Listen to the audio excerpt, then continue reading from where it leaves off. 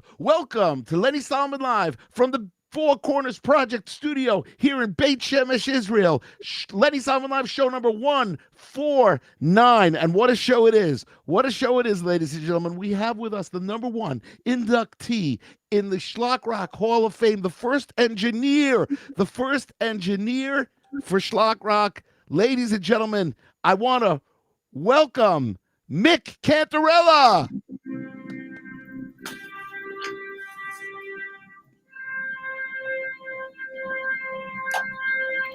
Oh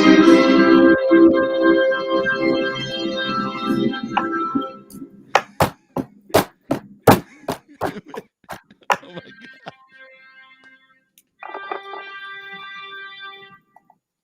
All right, how do I turn this thing off? Hey, my glasses got stuck in here. I must say, Mick, that's the greatest introduction ever. Hey, how's my hair look, huh? Oh, I'm Very combing good. it the wrong way because This is fine, Mick. Video. How you doing? It's all good. All right. Ladies and gentlemen, Mick Cantarella, Shlock Rock Hall of Famer, engineer, the number one engineer, and we are going to take a deep dive into the beginnings of Shlock Rock and how we got started. And believe it or not, Mick Cantarella was one of the big catalysts of us getting started. You were one of the guys. You were one of the, let's say, how shall I put it in a sports terminology? You were one of the critical pieces that came together for us to do what we've done. And this January it will be our 35th anniversary. There's no I in team. By the way, I'm representing here, you know, my Rangers, my number one team. But wait, I feel a metamorphosis coming. Hold on.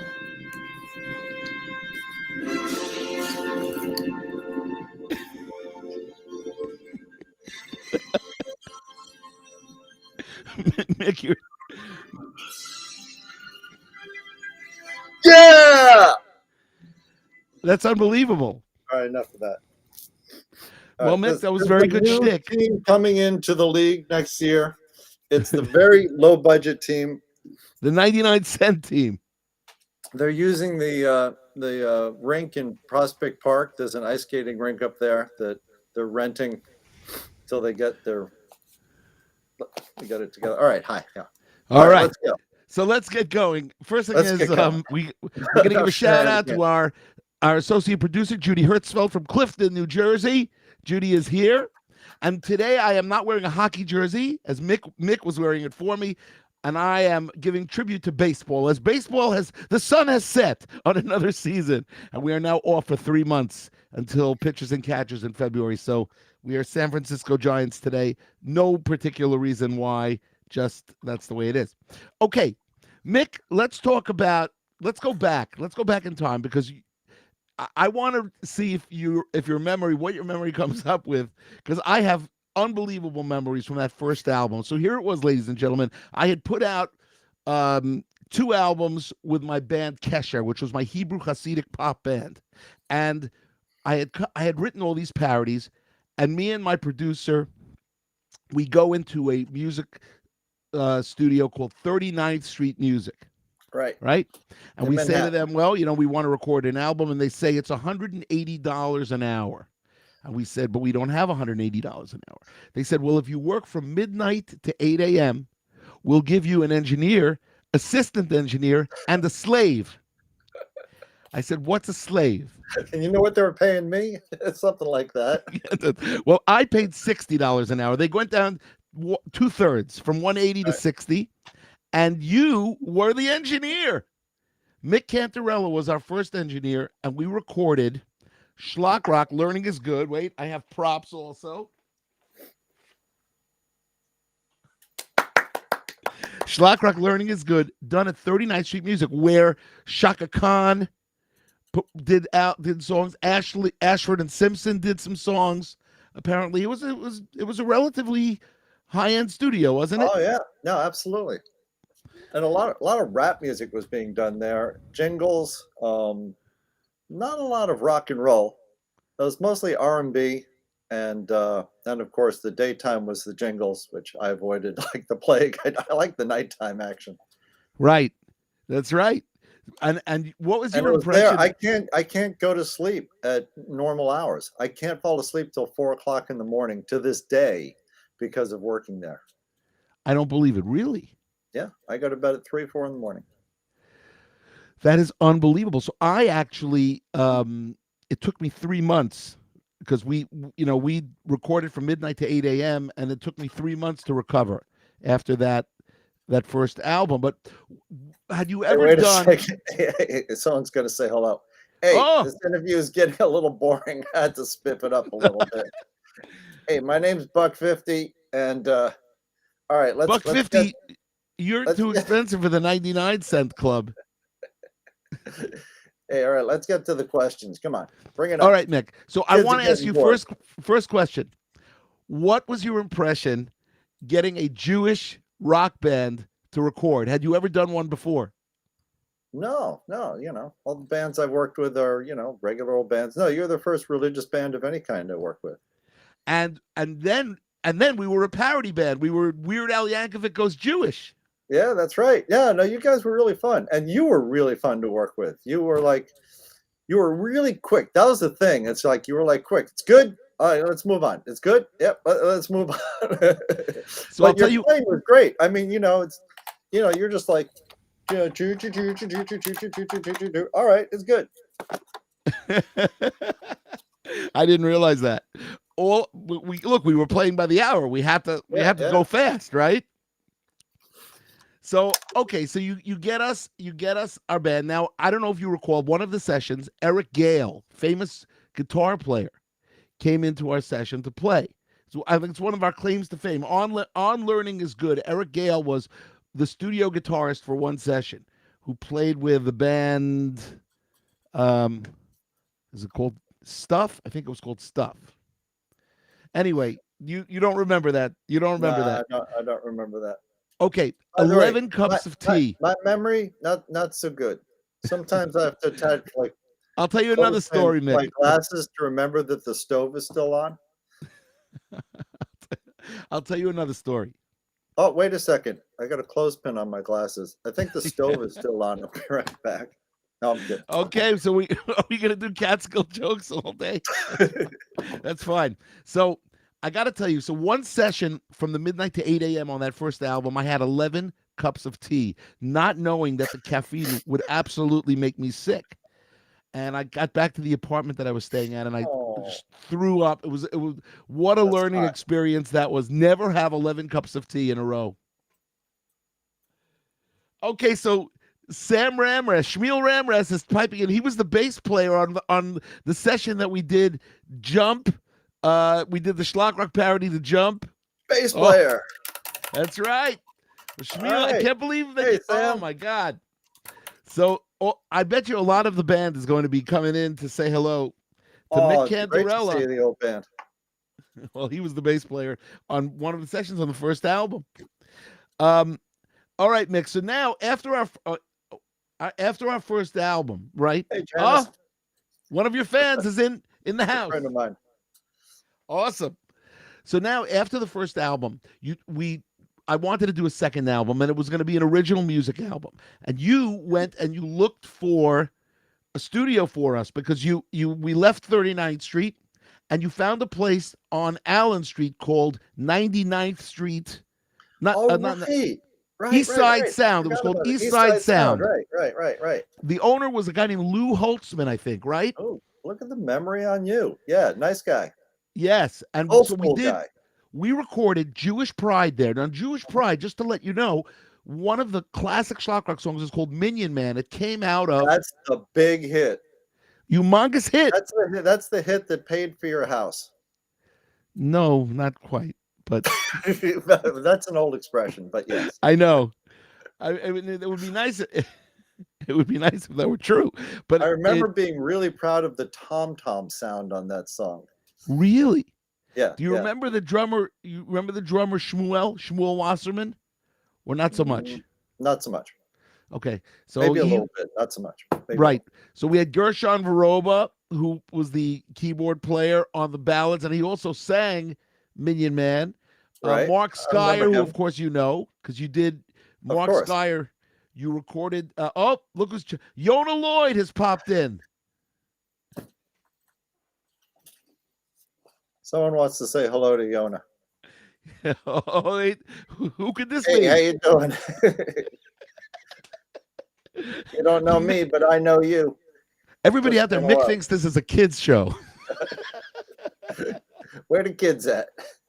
He feels the Hey, you should be in Burgermeister. school. What are you doing here? You should be in school. All right. Are you still playing Ultimate, by the way? Are you still playing Ultimate? At 60? No, not anymore. There was some Ultimate in Connecticut, and Yeah. I got a little resurgence, and I got to play a little bit, which was awesome. But no, I play chess now.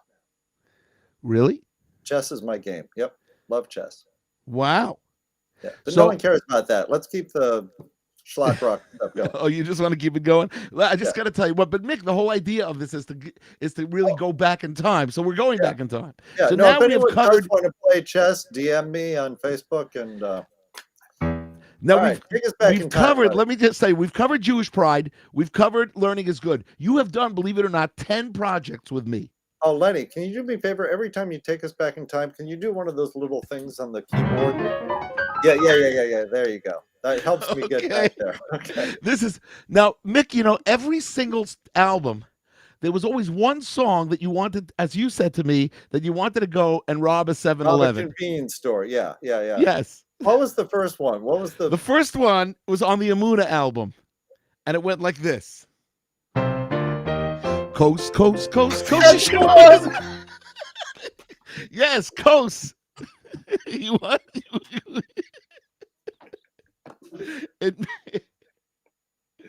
Excuse me. Yeah. Yes. Oh, Coast. so yeah, somebody just asked, what's the most famous Schlock Rock song I'm ever? afraid, shout out to Skip Rubber. Santa Dog will kind of substitute. I want to Skip see Rubber, Santa but Dog. that was Skip Rubber's favorite song, Coast. So, ladies and But gentlemen, the Skip way is we the got character. through these tracks and these was all using Mick's friends. They joined us in the studio. Goofy puppets. They did. They joined us in the studio. So you remember Coast? That was the first song. Yes, that I you sent remember to me. Coast. Oh, There's all right. So one that was song 19. in every album wants me to rob a convenience store. I want you to know that I remember leaving my house at around 11:30 at night because we had the midnight shift there at East Side Sound. Right. And it took 18 minutes. There was no traffic at all going over the Williamsburg Bridge into Allen Street. Boom. I was right there. And it was an 18-minute trip from Queens. Not that anybody really cares about that, but I thought it was an interesting. For the record. Yes, just for the record. Okay, so now we've done three projects together. Now I want you to know that the fourth project was not a Shlock Rock project, and it was not a Lenny Solomon original music project. It was an album called KGB. Now, I don't know if you remember any of those songs, but we had great hits. It's like roll and jump and reach the space, swim and fly, it's all a race. Anyway, so, and working for the KGB, he was a spy, working for the KGB. KGB stood for Kew Gardens Boys. And all You've heard of the Radio City Rockettes? These are the Mick City Brangettes. They're just all ready to go at a moment's notice.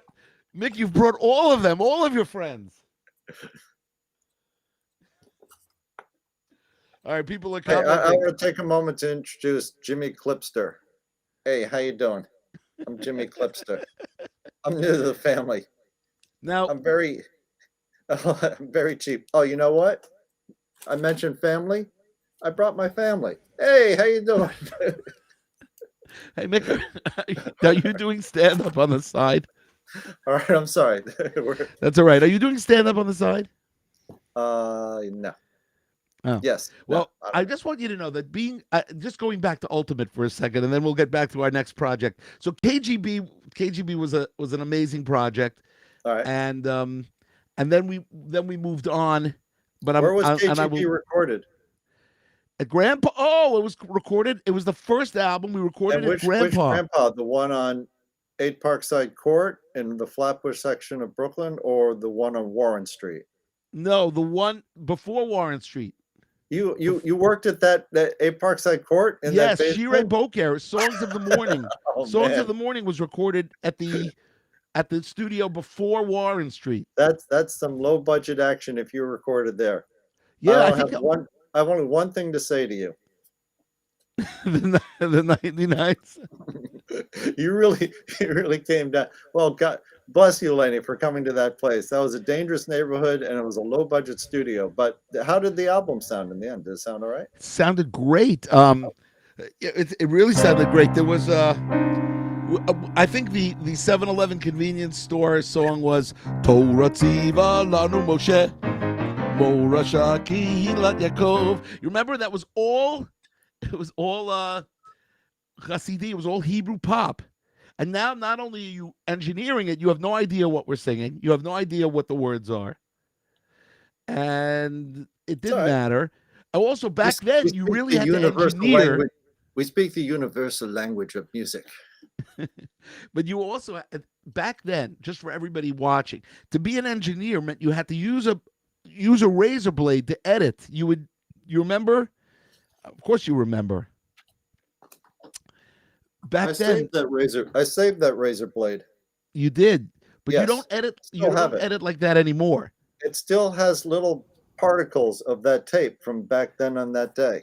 Right. Keep it with me. That's how people would record an album. So if you wanted to make a punch, that joke wasn't that funny, huh? Well, I'm just taking you seriously. I guess that's a mistake. Uh-oh. It's freezing up. Anyway, is it freezing? Got a little freeze there. Okay, well, it hasn't frozen for me at all. But anyway, keep going. Okay, 1 minute. So for we have 6 more albums. Left. We have 6 more albums and 13 more minutes. Yes, and it's not a problem. And also, we got to do a little bit of paperwork. Let me do that right now. Ladies and gentlemen, if you're watching from Facebook, 4 pages, either the Lenny Solomon Hebrew page, the Lenny Solomon English page, the Shlock Rock page, or the Four Corners Project page, make sure you leave a comment, leave a like, share it. Share it. If you're watching on the YouTube, 2 channels, the Shlock Rock channel and the Four Corners Project channel, make sure you subscribe. Make sure you subscribe. Leave us a thumbs up. Leave us a comment. If you're watching at Twitter, okay, at Lenny Solomon, retweet. And if you're watching from LinkedIn, I want to hear your comments. And also, we are in the last 60 days before the end of the year. So go to www.fourcornersproject.org and make a donation if you'd like to keep us going, keep this great these great productions going. And now we're going to hear from the boys who are going to be singing Friends, Friends, Friends. I got one problem. I ain't got no thumbs. How am I going to do a thumbs up? Riddle me that. Well, just do a nose up. Just do a nose up. Okay. All right. All right. So we're back. We're back here. And what do we have left? We have around 12 minutes left. And we have around 6 albums to go. All right. That's 2 minutes an album. So we're up to 1995. Now, at some point, the albums start changing where the editing becomes you're now recording on ADAT. Right. I must have moved to 502 Warren Street, Brooklyn, You did. New York. You did. And the guys, off of Nevin Street, right by the projects. Not quite as dangerous a neighborhood, but almost as dangerous a neighborhood. Right. Now, wait, Yona Lloyd just asked you something, but I can't read it. Can you read it? Mick saved some bad vocals by playing harmonica over them. Brilliant. Oh, yes. Yes. Do you remember that? That was that the Woodschlock? No, that wasn't the Woodschlock album. But let me tell you, we're up to 1995. We had 2 albums that we did together in 1995. One was called Woodschlock, which was a parody album. It was the second parody album that we recorded. But it also had a couple of original pieces, one of whose title just inspired you. When we stand together, we'll no longer be apart. That's my kind of title. When we stand together. We'll no longer be apart. So we can sing you. That song just took you. It was so emotional. They're standing together, so they're not apart. That's right. We choreographed that before the show. No, we didn't. We're winging it because winging it is the only way to go. Oh, sorry. We're prepared. Nobody knows. But I do have lots of notes. And Woodschlock was a tremendous experience. And by the way, I forgot to say that on the Amuna album, Tom Bones Malone came in and played trumpet on one of the songs, did a solo. Tom Bones Malone from the Blues Brothers. You were the engineer for that session. We really, we just had great times. It was always great times. It was always great fun. And then I sold out. It was time to do Shlock Rock for Kids. Now, Shlock Rock for Kids was 30 nursery rhyme songs a la Barney, which I had put Jewish words to. And I kept saying, you can make a lot of money from this. And you recorded it as a sample, and you kept pressing the note. You can make a lot of money from this. As I'm singing, I love to wake up in my bed and thank Hashem each day. And when I open up my eyes, the first words that I say, can you imagine? Mick Cantarella was the best engineer. I just want you to know. The best engineer having to take me through my career in 1995. And then I moved to Israel in 96 as we're coming to, but I came back. I would come back 6 to 8 times a year. And so in 1997, we recorded, which I think was the greatest album that me and you ever recorded. It's called Mikdash. Your roommate, Sundar Viswanathan, played clarinet and sax on a bunch of the songs, but specifically Yom Shabbaton, which we listened back today, and he played beautifully. He's a great player. Yeah. Great roommate, great player. Sundar was awesome. And that was at 502 Warren Street. And then I would bring my supper or lunch, and you would go down to the deli and get your sandwich. My usual sandwich, yes. And then afterwards, you rode over to the park. Which park was it? Prospect Park. Yeah. And you played Ultimate Frisbee. But I want you to know, Mick, just because you're 60, because me and you are both 60, we're 3-4 months apart. You could still do that. We could still do that. Well, I can't. I got to lose 40 pounds before I could do that. You're in great shape, though. Thank you. Trying to hold it together. And then we did in 1998. All right. The kids are like getting bored again. Need to spark it up a little bit. I'll just play some Benny Hill music.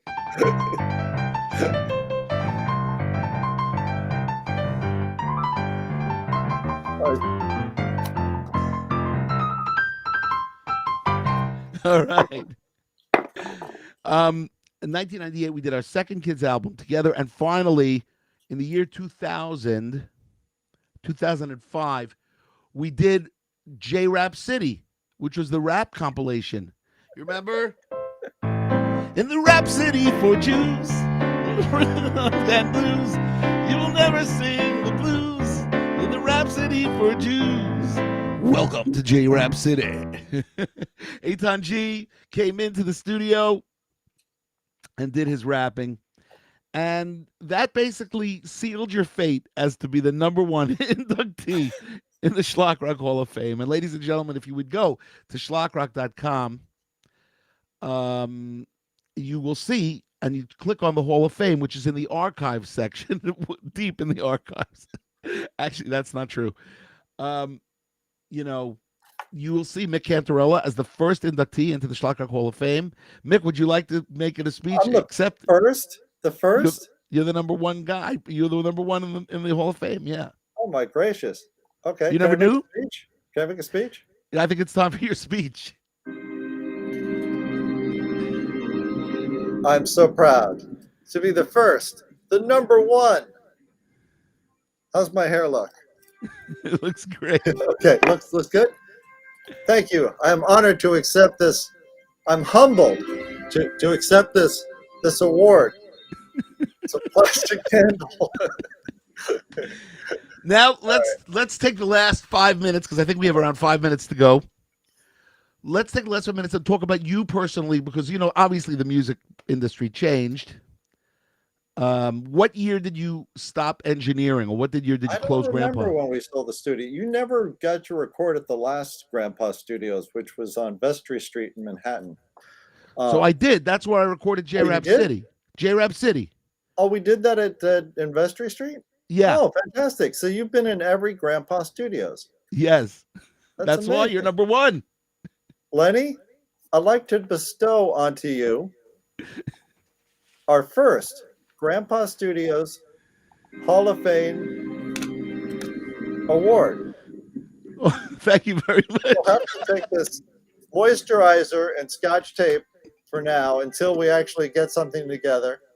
Lenny, I don't know of anybody who's recorded in maybe one or two other people, but you're the only person I see right now. Yeah, that's what J-Rap City was recorded in Vestry Street. It was a great studio. And it had that still a big reel-to-reel tape that we stopped using. And what year did you leave? I'd have to look that up. I don't have that off the top of my head. You're not good with numbers or dates, are you? Yeah, I'm trying to think of the plaque I'm going to send you for your Hall of Fame membership at Grandpa Studios. And you went into photography. Yeah, it might have been 10 years ago, maybe 10, 12 years ago we sold the studio. Yeah, and I got into photography. mickphoto.com, mickphoto.com. And yeah, I do photography now. And I play a little bass. I got hooked into playing bluegrass bass. And now I play also jazz standards. Just started. I'm learning walking bass lines, which is like weird and really difficult. And the big joke I've been saying to my friends is 1977 Mick never saw today Mick playing All of Me and Blue Skies and stuff like that. Oh, man. I was playing punk rock music back then. Yes. So that's what I'm doing these days. It's unbelievable. Wow. So jazz, all the guys, they get older and they get into jazz. Yeah. Well, it's not my fault. It's just the people I play with started playing jazz. And so I'm like, all right, I'll play jazz. And Janice writes, you're an amazing photographer. Oh, I've got dad. Got that. Oh, look at that. Oh, thank you, Janice. What a sweetheart. Oh, yeah. So I got to tell you, I'm working on album number 40.